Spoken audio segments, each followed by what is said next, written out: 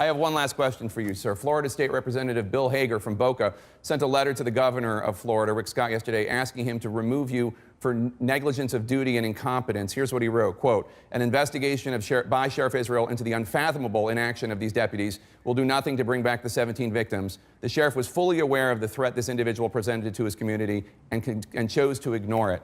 What's your response, and will you resign? It was a shame. No, of course I won't resign. It was a shameful letter. It was politically motivated. I never met that man. He doesn't know anything about me. And the letter was full of misinformation. I wrote a letter back to the governor. I talked about all the mistakes that Hager made in his letter. It was a shameful, politically motivated letter that had no facts. Of course I won't resign. The last question, sir. Do you think that if the Broward Sheriff's Office had done things differently, this shooting might not have happened? Listen, if ifs and buts were candy and nuts, O.J. Simpson would still be in the record books. I don't know what that means. There's 17 dead people, and there's a whole long list of things your department could have done differently. How could I? Listen, that's what after action reports are. That's what lessons learned reports are for.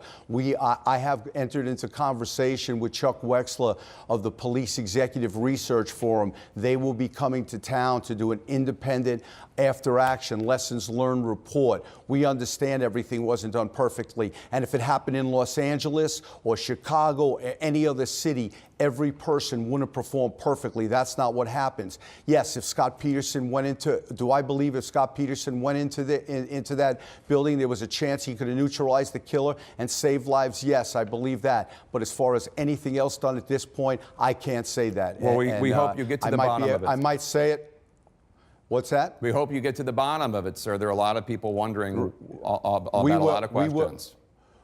We will. We will. And there's no timeline on it other than to work as fast as we can, but we want to get it right. We want to get it accurate. When we come to the public, we want accurate information, and we're not going to push forward to meet the timeline of a show or a newscast.